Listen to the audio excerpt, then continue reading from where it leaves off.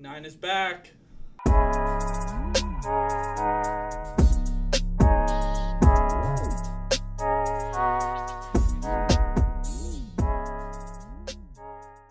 Welcome back to another episode of the Helmet to Helmet podcast, episode number 18, I believe. And what a weekend in football. Some of us had very bad weekends, and some of us just had normal bad weekends in football. We'll jump right into conference championship weekend, and then we'll get into the playoff bracket that was released. Little short breakdown of the Friday games. Tulane beats North Texas. JMU beats Troy, which will come into play in a minute here. But really, we move on to Saturday. That's where the real action took place. Started out in the morning for the Big 12 championship, where BYU, all the doubters of BYU, they were proven right that they clearly were not matched up to play Texas Tech, and clearly I was wrong on the berserk bets to take BYU to cover the spread because they were absolutely nowhere close to covering the spread. I do want to quickly point out, because we're not going to talk about it, Miami, Ohio did not cover the spread, so the berserk bets went 2-3 on the weekend. We're 38-38. We'll see what the future of the berserk bets is now that we go into bowl season and playoff season.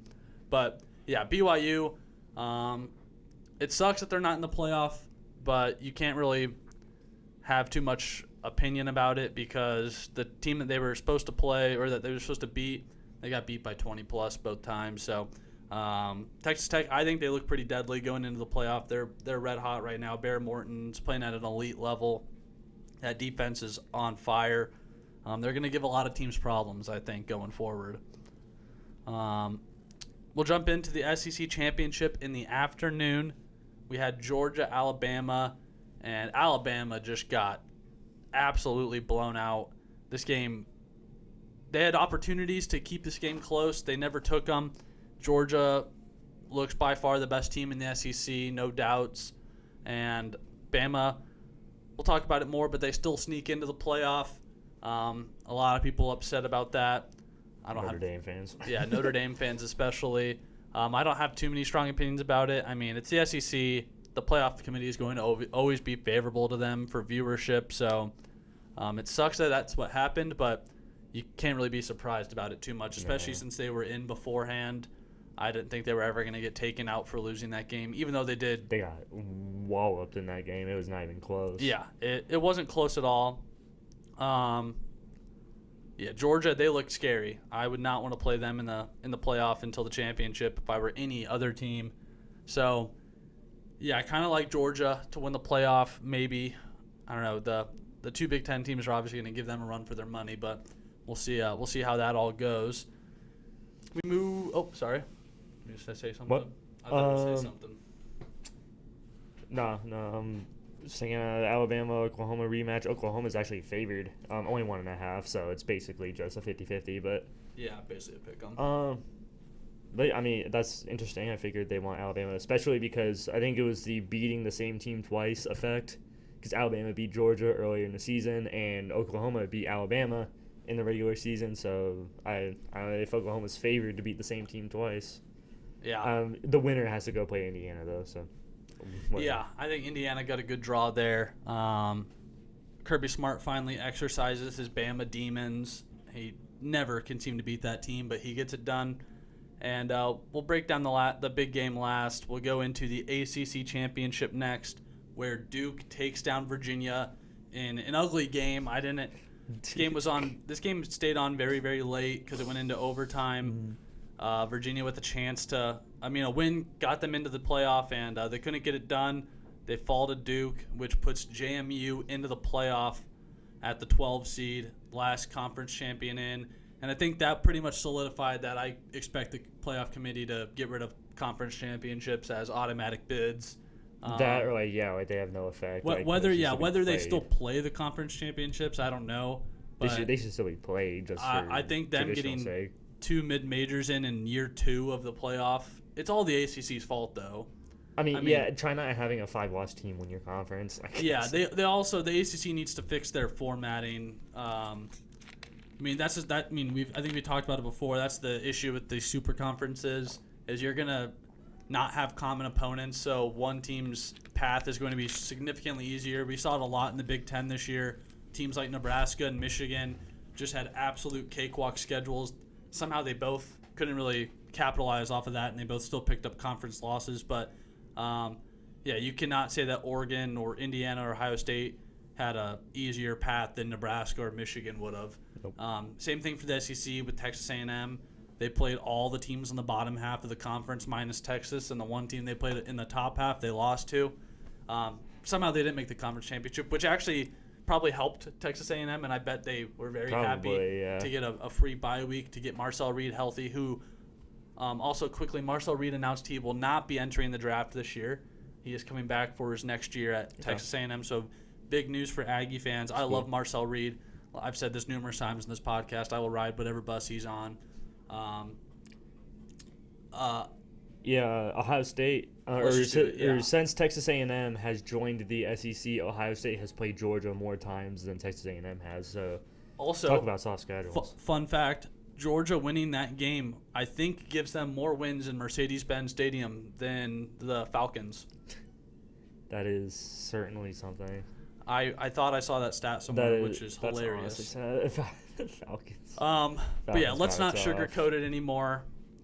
I'm sorry, Luke. Let's get it over with. Big Ten championship. I was upset about this game. Obviously, I never want my team to lose. Although I didn't even watch the end of this game because I had to work early the next morning, so I went to bed at like halfway through the third quarter. It is still awful. 13-10.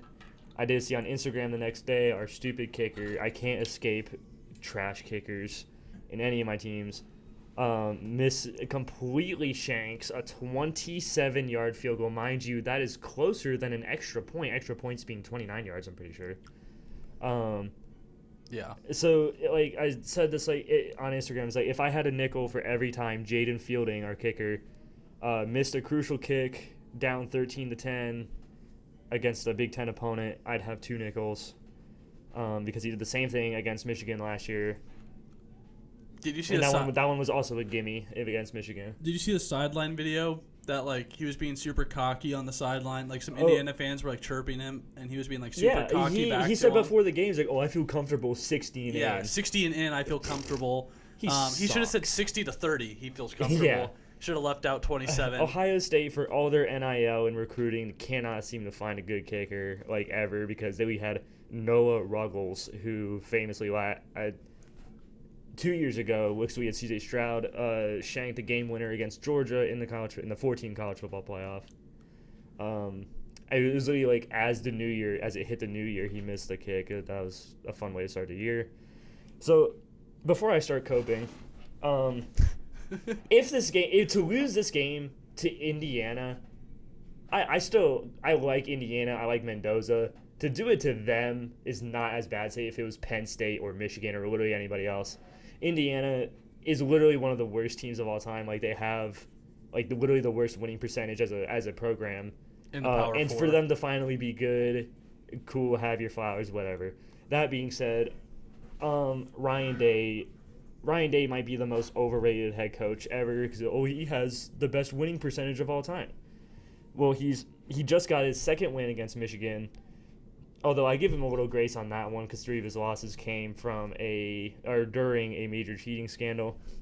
But so apparently what I didn't realize is how messed up the college football calendar is, because while preparing in the middle of this game, you have Brian Hartline, the offensive coordinator and famous wide receiver recruiter, leaving to take the head coaching job at USF.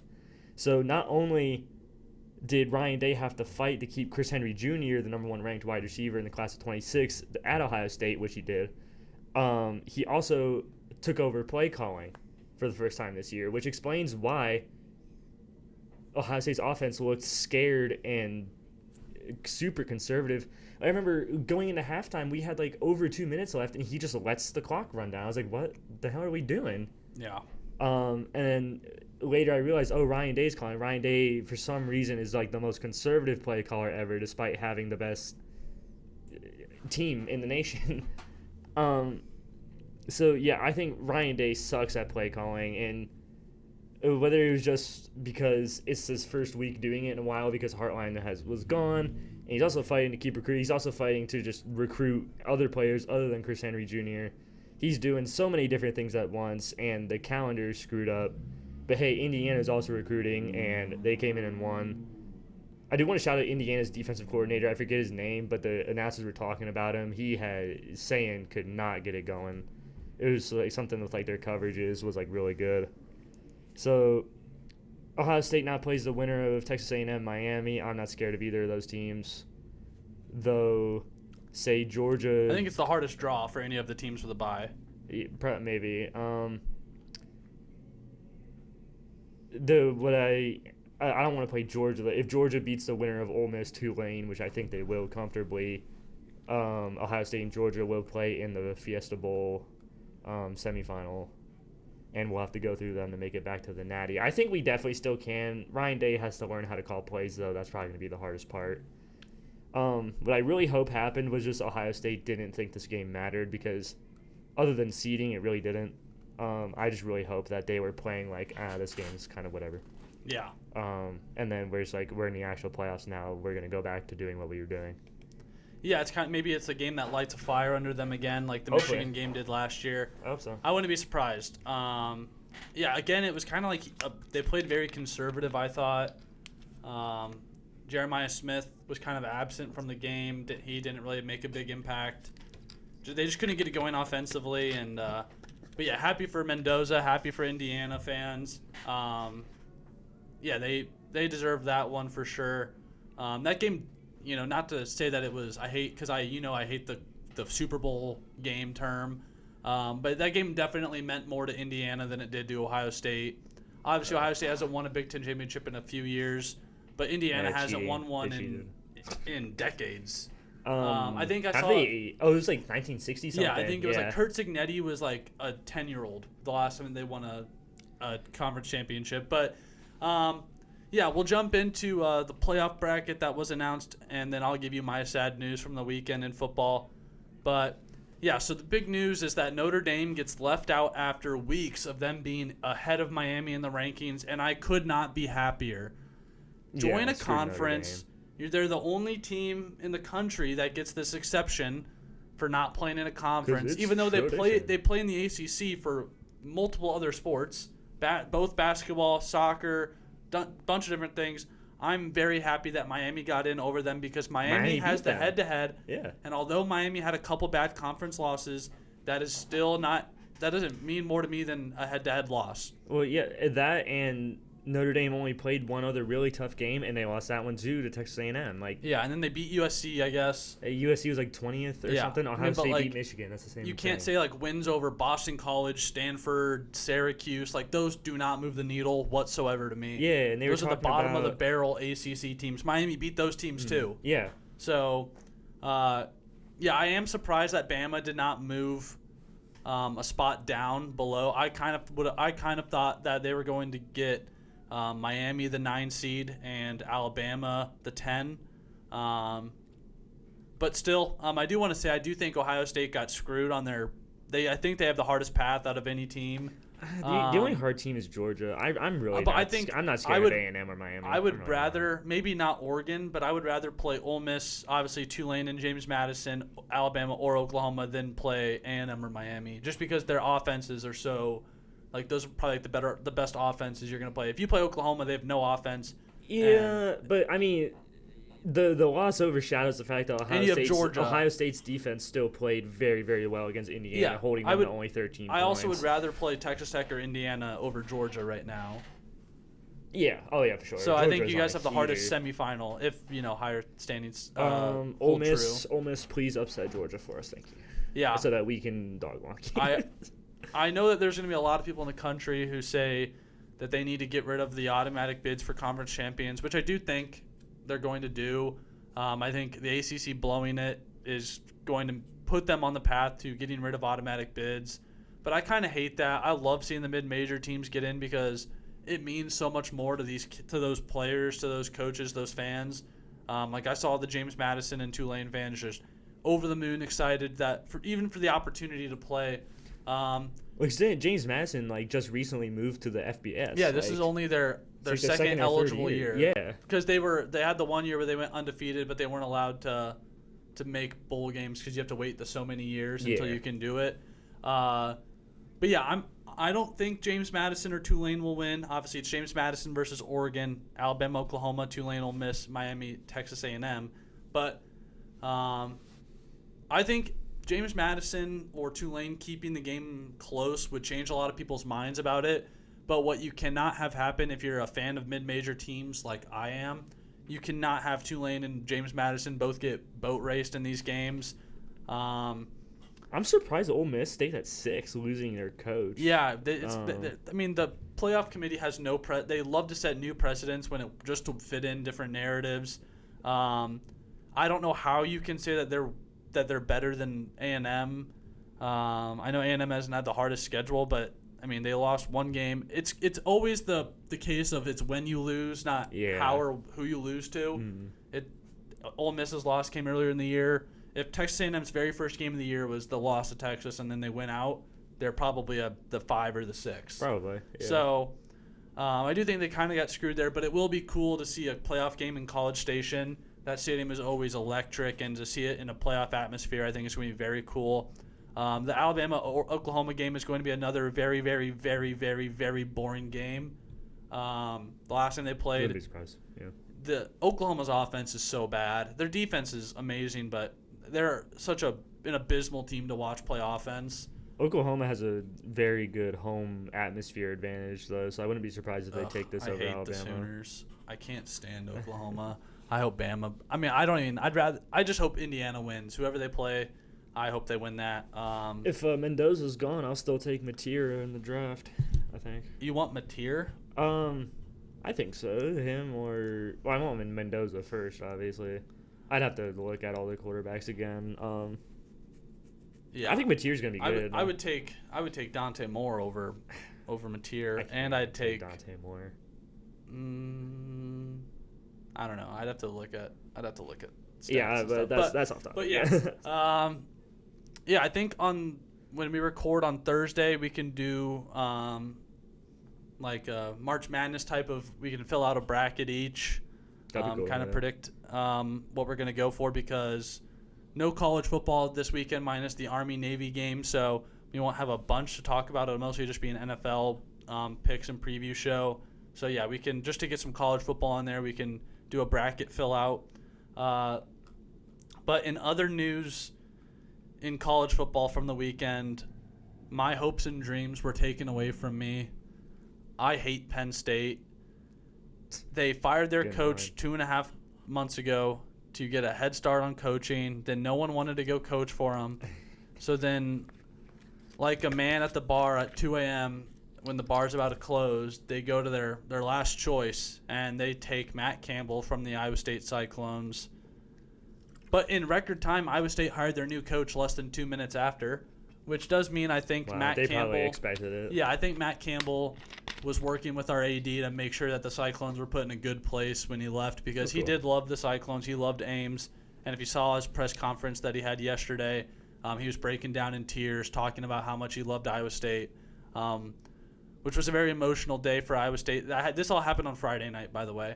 So it did kind of kill my mood until Saturday morning when Iowa State boat raced Purdue in basketball, beat the number one team. It was the worst home loss for a number one team, tied for the worst home loss for a number one team ever in college basketball. The last time it happened was like 1996. So my weekend got a little bit better, but still, it's never fun to lose your coach, especially someone who took your team from a graveyard to 2 Big 12 championships, a 10-win season, which I know, like, sitting next to an Ohio State fan, those do not sound like the most impressive stats. But it's a conference championship. They mean something to me. I know we lost both conference championships, one to Oklahoma, one to Arizona State, but the last 10 years with Matt Campbell have been a joy for me, the most fun time of my life. So it was very, very sad to see him go. I did shed a few tears on Friday night when the announcement got made. Yeah, it's kind of like a bad dream that I just wanted to close my eyes and wake up and thought it was going to all be different, but it's the way it goes. We hired Jimmy Rogers, who was the coach at Washington State this year, Before that, he was the coach at South Dakota State, where they won national championships with Iowa's current quarterback, which is funny. So now when they play next year, it'll be former head coach and quarterback. I think Gronowski is staying. So, yeah, college football was not the greatest for me this weekend either. I also went 2-3 on the bets, like I said. We'll do a breakdown on Thursday, or when we record on Thursday. That comes out on Saturday for the bracket. Maybe talk a little Army Navy. So, stay tuned for that. Cut here. I'm trying to think if there's anything else that we missed. I don't think so. Not in college. I think we're good. We can talk about Notre Dame pulling out of their bowl game. But that's not really important. Oh yeah, we can. You'll do that in your. Oh yeah, that's right. Yeah, that works. Yeah, because we do definitely need to talk about that. Yeah. We can go to NFL. Yeah, I'll open with my bets. Yeah, we'll start out with yours. Okay. All right. We move into our NFL section of the show. We'll start it out. Luke, give us the bet results. Alrighty, so I'll start with the Browns and Titans game because you'll hear more about that in a minute when we go over the games. Quinshon Judkins did not score, so that was wrong. I went 2-3. That takes me to 10-11 on the year. Considering I started 1-4, that's still pretty good. Or 2-4 if you count Parker Washington, whatever. So the Browns and Titans hit the over pretty early because it was so egregiously low. It's exactly why I took it. Like I said, you'll hear more. Browns decided to quiet quit on defense. So that hit. Quinshon Judkins did not score, though. My other win was the Seahawks to cover -6.5 at Atlanta. I figured they should be favored by more. Although the first half was like 6-6. Seattle just took over in that second half and won by like 30 points. So that was comfortably hit. And my other two losses, Jacoby Myers made me very angry because he had 10 targets in that game. And he only caught 4 when his line was 4.5. So he did not hit his over on receptions by a single catch. He had 6 missed targets. A lot of them was Trevor Lawrence just not hitting him. Or whatever. He also had 3 rushing attempts, which is like, why? Just throw him the ball. But Jacoby Myers was not hit. And then the last one was Packers not to cover -6.5 versus Chicago. Figured Chicago would. I picked the Packers to win, which they did, but I thought Chicago was only going to lose by like a field goal or something. But the Packers win by exactly 7, which means they do cover. So I did take an L on that one. Close losses, very avoidable losses, but NFL coaches. I think every NFL coach watches this show and they're like, we need to sabotage his bets. So that is what happened. It should be added that some of your bets are not like mine are always spread, so they're like pretty much like the line is even. Like Quinshon Judkins' touchdown is probably like plus 150 or something. Something like that. Yeah. So your unit, like your units on the year are probably better because like anyone that you do that's like touchdowns or stuff like that, you're gonna get. Yeah, better I do some player props and then some lines and stuff. Yeah, so yours needs an asterisk next to it that it's not like just the Berserk bets are just straight spreads. But stay tuned. I think I'm gonna do a Christmas special. Ooh. I'm gonna do 5 touchdowns and 5 lines for spreads. So right. Double the bets, but stay tuned for that one in a couple of weeks. But yeah, let's get into it. Thursday night football, Lions-Cowboys. The Lions get a defining win, probably the best that they've looked offensively all year. And the Cowboys' defense looked very fraudulent again, very, very bad. The Cowboys do end up getting saved last night on Monday Night Football a little bit, keeps their hopes alive for a little bit longer. We'll talk about that a little bit later. But the Cowboys on the road this year are 2-5. They just can't win on the road. It's really been their kryptonite this year. Dak always puts up high numbers. George Pickens was kind of absent from the game, and then he got into a Twitter beef with Richard Sherman about his effort. Yeah, which I thought was weird. Like, I don't know. I mean, he did have I think 2 drops, but CeeDee Lamb has 4 drops a game. Yeah, and CeeDee Lamb went out with an injury. It sounds like he's gonna be okay though. But yeah, Dak threw 2 picks. The Steelers fans coming out of the woodwork saying, "Oh, we told you so" about George Pickens. Like he's been like the second best receiver this year. If I could have a 1,000-yard receiver through week 12 or week 14, whatever this is, but he has one game where he throws a fit, I take that. Instead, I have Jerry Jeudy who throws a fit every week and still sucks. Yeah, I would. I would be right there with Pickens. You. The Cowboys, they do need help. For the rest of the year, though, to kind of keep them alive. That loss hurt them a lot because for the wild card, it moves the Lions one game further above them. And, yeah, they need a lot of help, but who knows? NFL's a crazy, crazy place. Who knows what's going to happen? But, yeah, let's move on into Sunday. Go over, like we kind of mentioned on the last show, a lot of these games were bad teams playing bad teams. So we don't need to spend too much time on them. We can start with the Dolphins and Jets. This game kind of went as expected. Jets are dead. Yeah, Brady Cook got the start for the Jets, or not the start, but came into the game. Somebody that I did not know existed. I think I heard his name like one time when he was in college, and then he's not good. He's not good. The Dolphins just ran the ball all over him. They're kind of scary, have a chance to make the playoffs. Outside chance. They got the same record as the Ravens. And the Chiefs.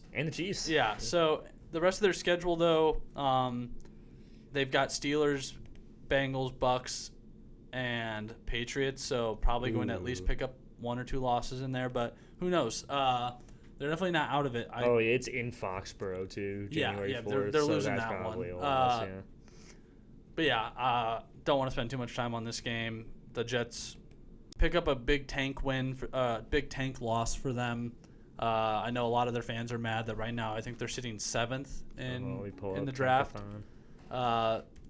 which I think after the Sauce Gardner trade, I think all Jets fans would have probably thought that they'd never win a game again, and they've won 2. Yeah. So they about who was over. They gotta lose out. They can't keep on winning games, but they did get some help from some other bad teams winning this weekend.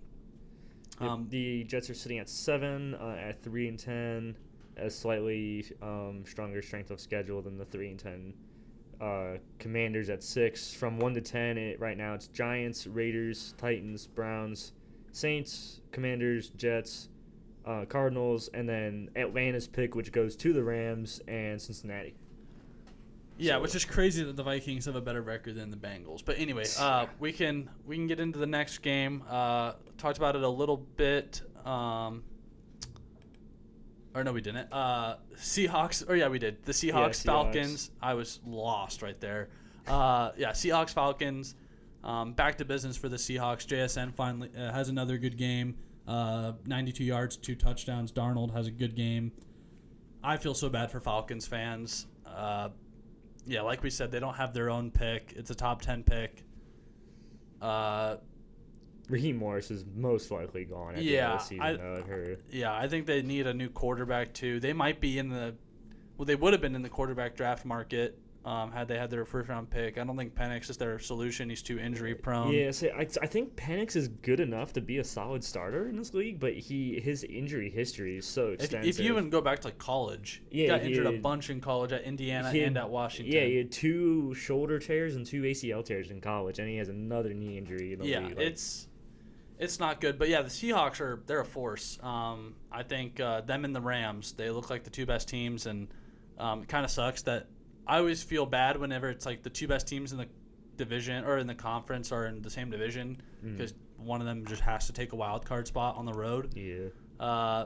That's just the way it goes. But, the Seahawks, I don't think anyone expected them not to win this game. The NFC West will probably send 3 teams to the playoffs because the 49ers are they have a bye week, but they're like 9-4. Yeah. Them in the North they're going to eat up all the freaking and the NFC South is a disaster class right now. But, next game, we'll get on to a good one for the people. We've got Bengals, Bills. This game was awesome. Yeah. I was able to watch a lot of this game after work on Sunday. Snow game, which is always fun to watch, and no defense, which is typical for both of these teams. Yeah. Joe Burrow was back, and you've got to be heartbroken if you're a Bengals fan that Burrow was back Again, obviously he played last on Thanksgiving. But, yeah, 2 interceptions for Burrow. 1 return for a touchdown, which was pick ultimately at the 6. beginning of the end in this game. And, yeah, I mean, their defense is just so bad. I think It's I saw so bad, that yeah. Trey Hendrickson's going to be out for the rest of the year. He's getting surgery done. Yeah, I've said this He's not to coming back people, either. though. I don't know what you do if you're the Bengals going forward. Their cap is the worst in the NFL in terms of what they have their money spent on. Just nobody's going to take that T. Higgins contract. No, not And, anymore. yeah, I mean, like, I even thought about it myself. Like, would I take it if I'm the Broncos? Maybe if you can't get one of the more elite receivers. Can you try to get one of Minnesota's T. Higgins receivers? also back in concussion protocol for the second time this year. So CTE is definitely in his future. But, yeah, James Cook. James Cook didn't even play great. He only got me like 11 fantasy points. Yeah, He's had a 80 bum. yards rushing, though, just didn't get in the end zone. He almost got in the end zone and he yeah. fumbled through it. But, yeah, That Josh was called Allen back or something. picks up a yeah. big win here. Yeah, I just don't know if I trust this Bills defense to do anything in the playoffs, considering how good some of the defenses are that they will have to play against. And I mean, it's the Bills' year too, because like the Chiefs are not going to make the playoffs. They just knocked the Bengals out of the playoffs, most likely. I think they're still mathematically alive because the division is terrible. Yeah. The Colts are falling apart. They got to contend with the Texans. Are currently the 7th seed. No one wants to play that defense. Jaguars will be in it. But yeah, this is like all the teams that they've had trouble with in the playoffs are not making it this year. Mm-hmm. So they need to capitalize, but I don't know if their defense is going to allow them to. Yeah, it's tough scenes. Obviously, we are in Cincinnati, and all I ever hear from Bengals fans is like it's just a cruel existence. That every single with Burrow back, they think that they have a chance to win every game, and they do, to be fair, but their defense is so bad. They have no money. Their owners won't spend money. They're locked into some awful contracts. They had to listen to Burrow to sign T. Higgins, but they shouldn't have. Now they're going to let Trey Hendrickson walk because they just can't afford him. That's He their also doesn't only want to play for defensive them. player, yeah. They traded Logan Wilson. They have nothing going for them. I seriously believe that. The only thing going for them is that their division is the worst in the NFL right now. But to me, all it takes is the Browns. The Browns next year are probably not going to be good, but then the year after that, they'll probably be okay. So their time is ticking on this Burrow window. 2 AFC Championship appearances, 1 Super Bowl appearance, and that might be all that they're able to produce out of Joe Burrow's career, especially if they can't get a line to keep him healthy. But yeah, if you're the Bengals, you just draft highest available offensive lineman in the draft. Not only that, I think it was last season, Burrow put up like MVP season, and he went 9-8.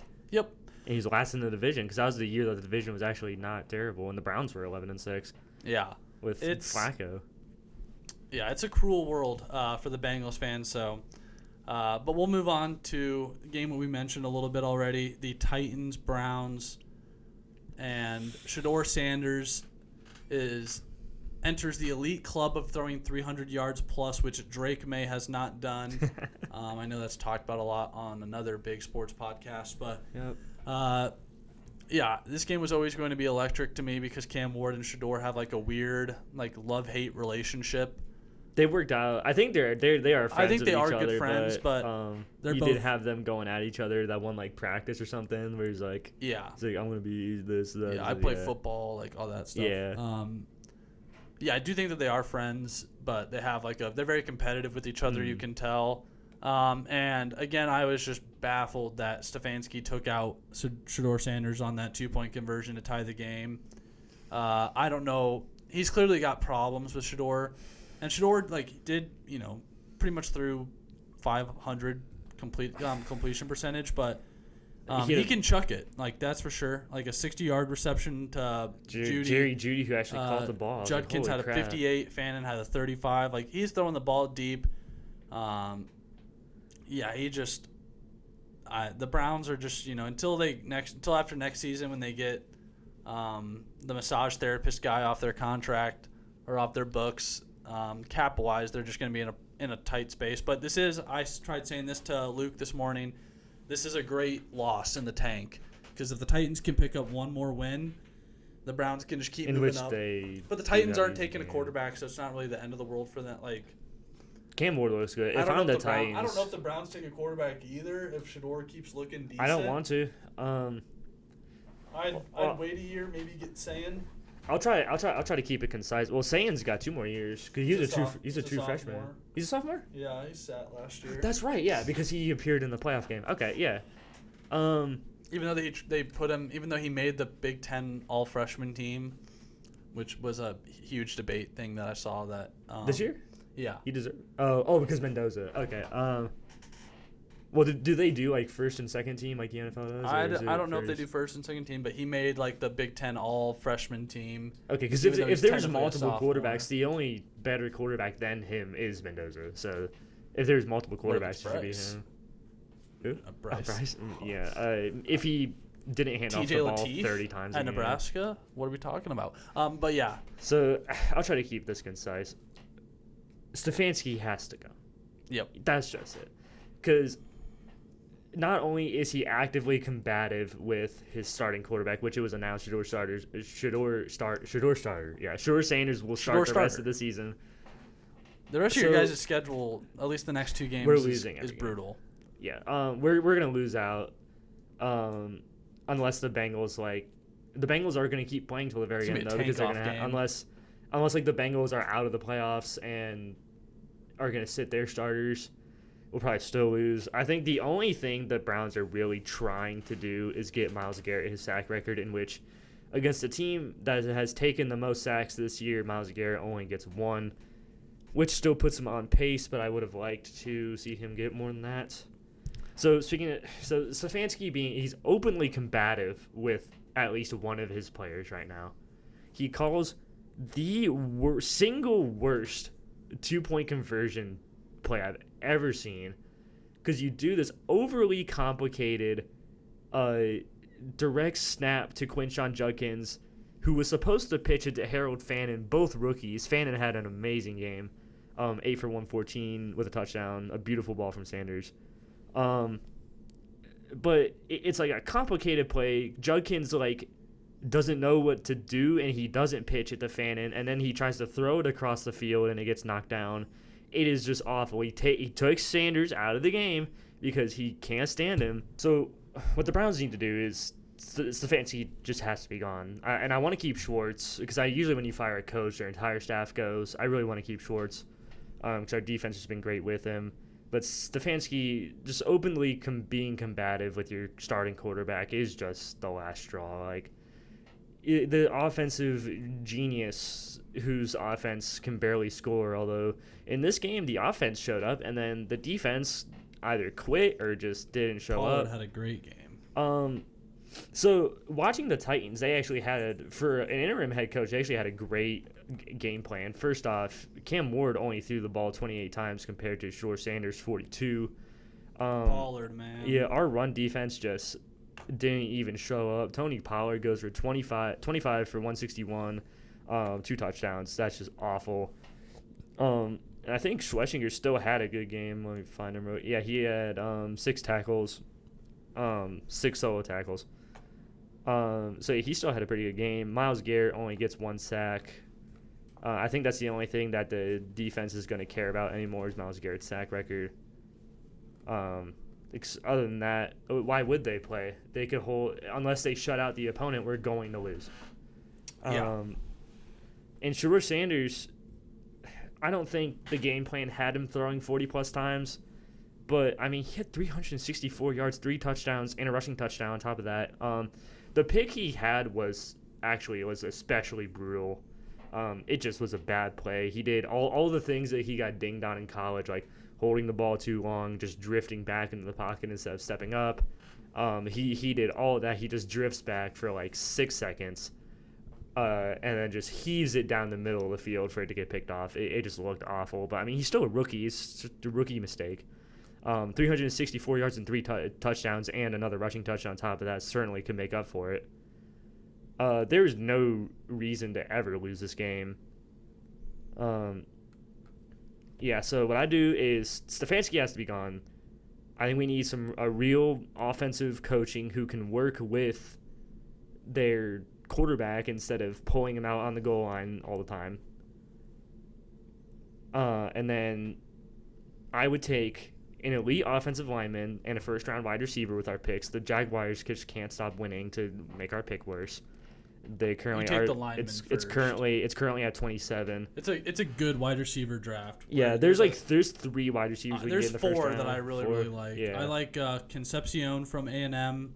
There's a Lemon out of USC. Carnell Tate, and then the kid from Arizona State.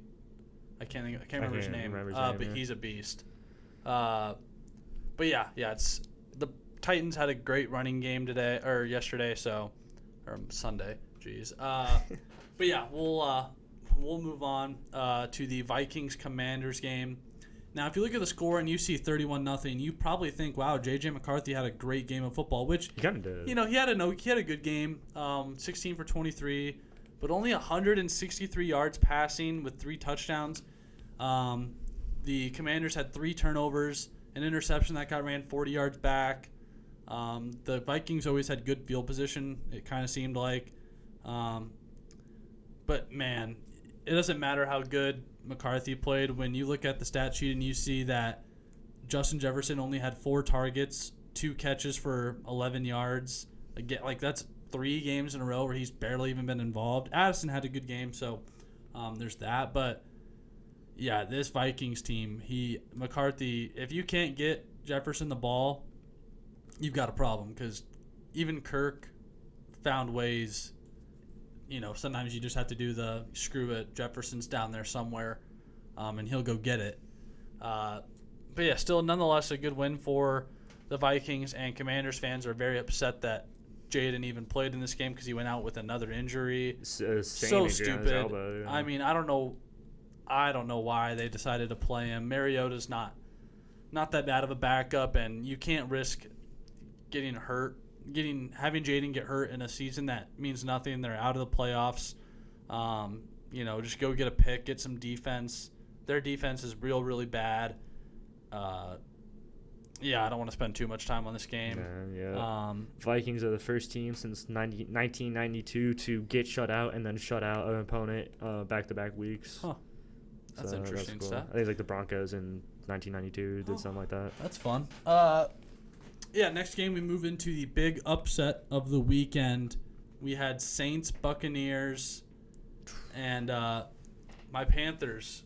The Panthers, who I'm not an actual fan of, but they've got a real chance. A big week, yeah. Buccaneers lose 24-20. Tyler Shuck, whose name I finally figured out how to pronounce. Why is it a UGH when it should just be SHUCK? Yeah. When it's pronounced Shuck. That's really dumb. I don't think anyone saw this coming. Buccaneers, this kind of a loss though was coming for a while with how so many one-score wins for them. Mm-hmm. Finally, it just doesn't go their way. Not a whole lot to say about it. Saints played a good game. This is probably bad for them though, because if I were a Saints fan, Browns jumped them. Yeah, I'd want to tank. Like I was saying, the Browns did get some help from other teams. Although I don't know if the Saints take a quarterback anymore, or they want to roll with Shuck. I don't know. I don't think Shuck. I wouldn't want to roll with Shuck. He went 13 of 20 for 144 and 1 interception. I don't think that's. I definitely would not want to, but it's the Saints. That's nothing to be super proud of. But I guess congratulations to the Saints. Buccaneers need to figure it out because Panthers are right on their tail. We'll move on to the Colts, Jaguars, and the wheels have fallen off officially for the Colts. Daniel Jones out for season. Riley Leonard gets hurt, and now they are calling 44-year-old Phillip Rivers to try to play for their team. Like Luke said, the Jaguars can't stop winning. Them and the Texans in the AFC South are really just making a huge push. Stop winning. I think the Jaguar. I think I picked the Jags to win this game. I did. Yeah, I think they would. Yeah, the Colts. Credit to them for going out to get trades to try to help out their defense, but now that their offense is essentially just going to be the Jonathan Taylor show for the rest of the year, I don't know what else they've really got going for them. don't know if Phillip Rivers helps them at all. Don't know why he would. Isn't he already in the Hall of Fame or already? It's if he comes back, it would reset his 5-year timer. Yeah, I think he's got like one or two more years left. I think I heard his name being thrown around in the next class. Like, is it because he retired in 2020? Yeah, which I mean, I don't know, crazy. I don't understand why they would. They really should get Flacco back, if we're being honest. If Burrow's going to play for the Bengals, the Colts should go get Flacco back in Indianapolis. Well, it's just that the trade deadline is over, but Flacco's backing up Burrow now, so they can't get him until the offseason. I do want to apologize to one set of fans that probably exist. If you are a Purdue college sports fan and then an Indianapolis pro team fan, you had one of the worst weekends of all time. You had your rival, the Indiana Hoosiers, win the Big Ten championship. Your number one ranked Purdue Boilermakers lost at home by 23 points to Iowa State. My favorite team as well, so I'm affected by this as well. But the Pacers sucked because Tyrese Halliburton tore his Achilles and now Daniel Jones tore his Achilles. So even though I don't like Purdue, I'm sorry to those fans that exist that you had a worse weekend than most people probably did.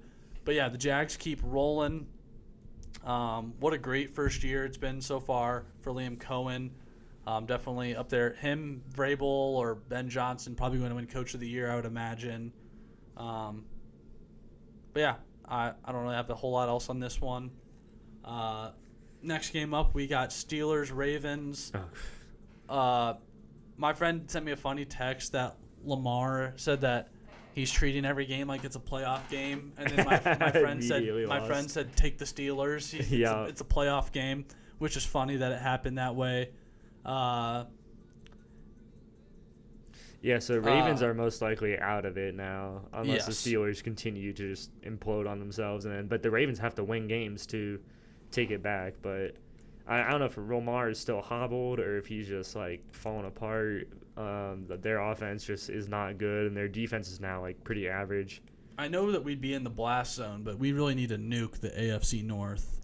It's abysmal. A team from the AFC West or the AFC South is going to get kicked out because of this, because of them getting a spot. I mean, it happens though. Because a lot of years that division has been very good. That gets two teams in or just three like teams just in. 2 years ago, every team had a winning record, and now it's whatever is happening. I don't know. Lamar does not look the same since he came back from that injury. Doesn't look as mobile. It's not going well for the Ravens. Big win for the Steelers though. I did see that there was some controversy at the end of the game with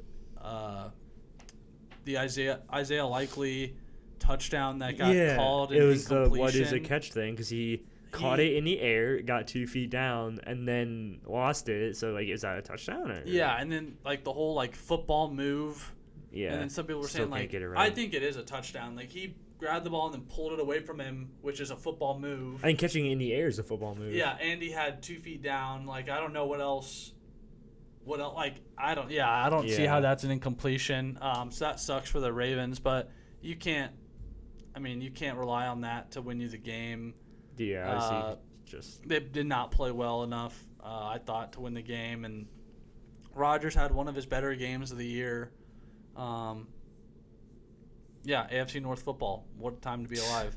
But yeah, next up we've got Rams Cardinals. I'm going to do this one first because the other two afternoon games mean a little more to me. But yeah, Rams blow out the Cardinals. I don't know if anyone expected anything different.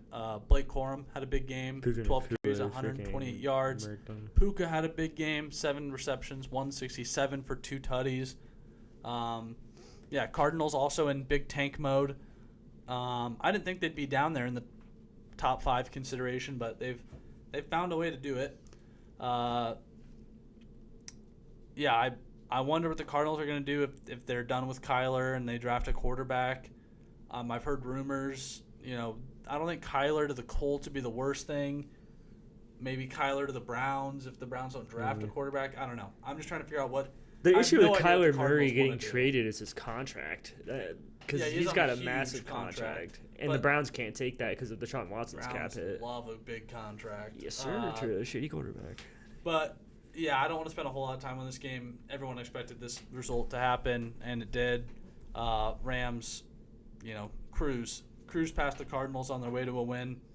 But next up, we will talk about my Denver Broncos against I almost said Oakland, against the Las Vegas Raiders. The run game looked good finally this year. We had a punt return touchdown from Marvin Mims. That was awesome to watch. But I mean, if Bo Nix had a good game, I guess 31 of 38. But when you look at his longest passes, didn't have a completion over 20 yards. I think the longest play was the 15. fullback getting an 18-yard carry. Yeah. Adam Prentice getting that. I mean, they need to spend money on wide receivers. A couple names, if I were the Broncos, I'd be looking at would be T. Higgins. I feel like that's a last resort, though, taking that contract, because next year the Broncos get $35 million. That opens up. We lose the Russ cap hit. Jordan Addison or Justin Jefferson. Yeah, one of those two. The outside name I kind of like is trading for A.J. Brown. If A.J. Brown is truly done with the Eagles and done with Jalen Hurts, I would take him in a heartbeat. Maybe a change of scenery would be good for A.J. But, yeah, I mean, the receivers, we've seen Troy Franklin get less and less snaps. I really liked him, actually. He's got to catch the ball. The ball keeps bouncing off his head. Yeah, I mean, it's Cortland and a whole lot of nobodies. Not to, I think Pat Bryant, like Lil Jordan Humphrey, Mims, Franklin, they're all somewhat decent, but they can't be your wide receivers 2, 3, and 4. They'd be like a 5, 6 on most teams. Cortland, I don't even know if Cortland's a wide receiver 1 on 90% of the teams in the NFL. Probably isn't. Yeah, I mean, the defense looks good as always, though.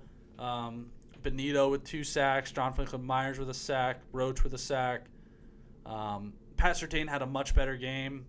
A classic. He had 1 pass deflection, but it was a classic. Ball did not get thrown his way. Locking down players. But again, it is the Raiders, so they don't have besides Brock Bowers, who Surtain's never going to guard. Not the best offensive team. I did see a weird stat that the Raiders have not had anyone score a touchdown this year who's over 25.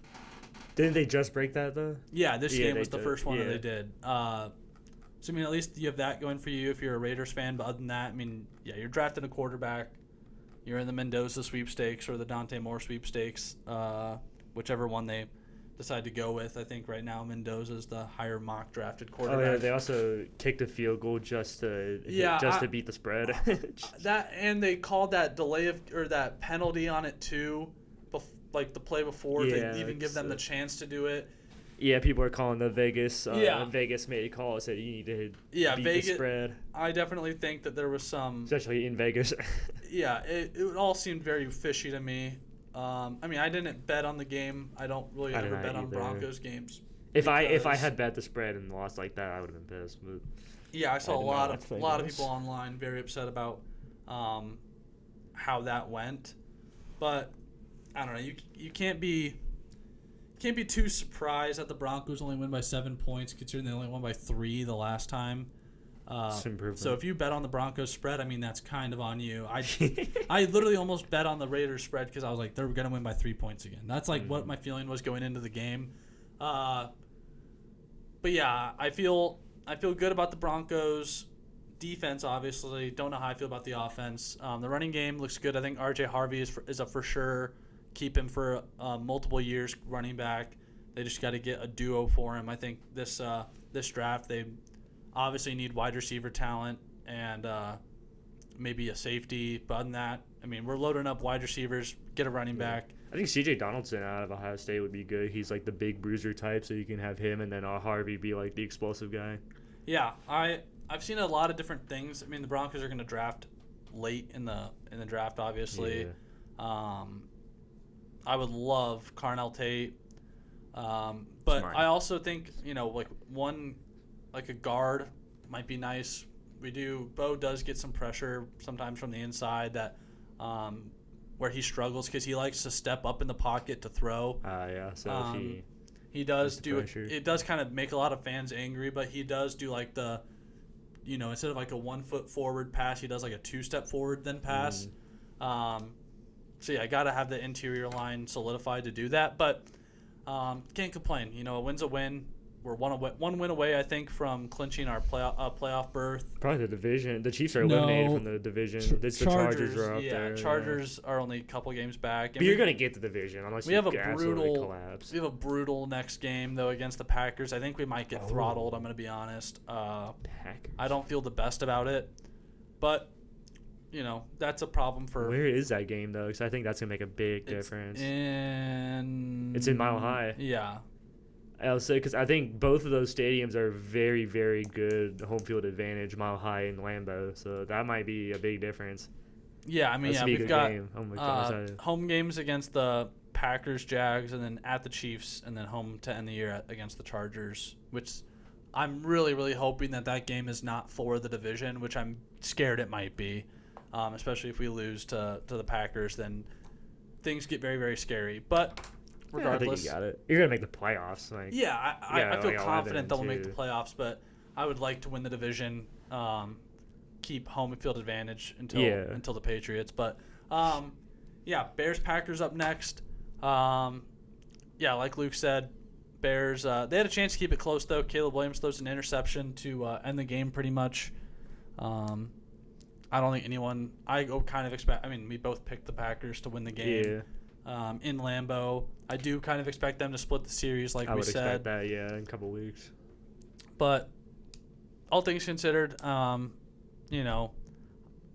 you're a Bears fan, I've seen Bears-Packers games be a lot worse than this, so they have that going for them at least. But, yeah, big game for the Packers to take control of the division.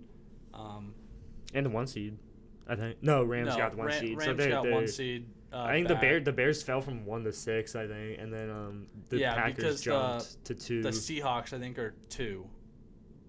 No, because it's the NFC West. So but I mean, but they would be. But if the Rams lost, they'd be to 1. Okay, yeah. So I think, as of right now, yes, technically they're the 2 seed. But I think the Seahawks have the second best record in the NFC. Yeah. Okay, I see what you're saying. And with the Eagles falling off, which we'll talk about in a minute here, but NFC is such a different race than the AFC. The AFC, it's like if you just get to 10 wins, you're probably going to make it. The NFC, it's like you need 12. You have to get 12 wins. But yeah, moving on to Sunday Night Football, this game was such a fun watch for me. Texans, Chiefs, and Mahomes picked off 3 times. One of them definitely not his fault. The pass to Travis Kelce that Kelce just couldn't catch. I think 2 of them were tipped off the receiver's hands. But the first pick was obviously his fault. He underthrew a receiver and it got picked. Second one, though, it was kind of a hospital pass. Like, did not put the ball in a great window. It was a great game for me. I guess it's not so easy to beat the Texans. Broncos found a way, though. I guess everyone's saying that is because Davis Mills played. Davis Mills played good. But I don't think Davis Mills is – I don't think C.J. Stroud looked that much better than Davis Mills, to be honest. And this is what we said in the predictions episodes. This Texans defense goes out and wins games for their team, and that's exactly what happened. They held the Chiefs to 10 points. I can't cope anymore. Their defense is better than the Broncos. I think they got the number 1. Yeah, their defense, linebackers are so good. They're so dynamic. They can cover. They can blitz. It was Jalen Petrie laid out Rashee Rice. Yeah, it's. I love seeing that. Rashee Rice, I saw like a meme like Rashee Rice now knows what it's like to get hit at a high speed collision and have the offender leave the scene. It was so funny. I dislike Rashee Rice so much. I have him on one of my fantasy teams, but I won comfortably without him doing much. He had like 4 points or something, so it's cool this week. Yeah. It's playoff time now, so I'm gonna need him to step it up. Yeah, it's getting in. We're getting into it in the NFL, and last night. Eagles, Chargers, Monsters Inc. game for those who's watched, which somehow that stream was like the worst animated one out of all the alt streams that they've done. Yeah, it was. I didn't even watch it. I saw clips online. That was it. But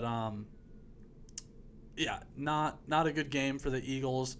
This game had so many turnovers. Oh my! There's like 3 turnovers in a single play, and then the ref had to explain what happened. Jalen Hurts had 4 picks. He also fumbled. Yeah, on the same play, threw a pick and fumbled on the same play. Jalen Hurts looks like trash.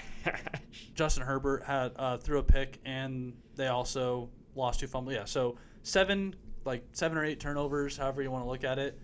Just an awful game to watch. I had to keep turning away because I was like, this game just sucks. Yeah, like I said, awful. AJ Brown, if you want to come be a Bronco, I will take you with open arms.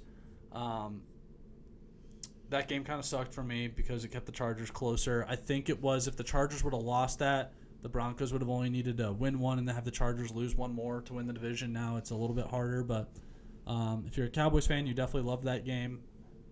But yeah. I think that's going to do it for us this year. Not this year. This year. This episode. Tune in on Saturday morning when we will do the NFL picks predictions and also do. That'll probably be another online episode. Yes. I know everybody loves. And we'll do our playoff bracket for the college football playoff. I'll probably talk Army, Navy. Not sure yet what I'm going to do for the Berserk bets, but we'll figure that out when it comes.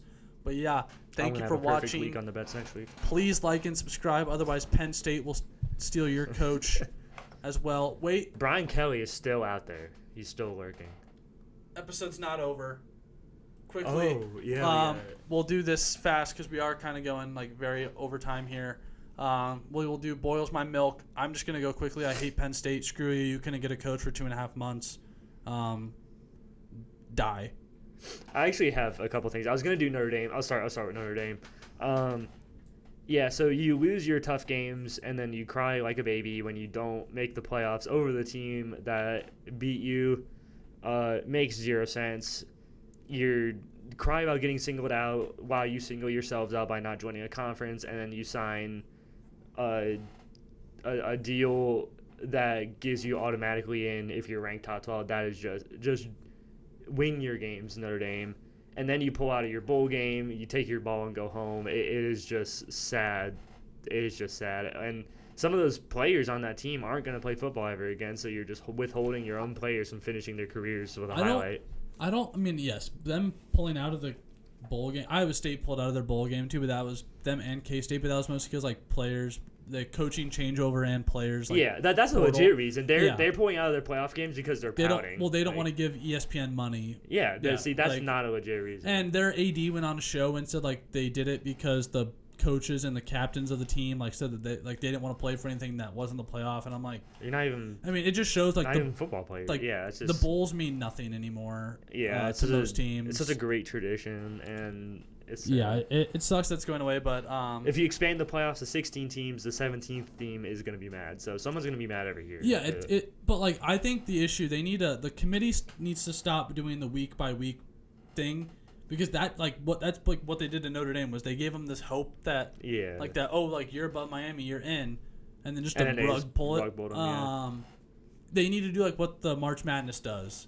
They release the bracket, everyone's pissed off for 24 hours, and then no one cares anymore because the games start and it's we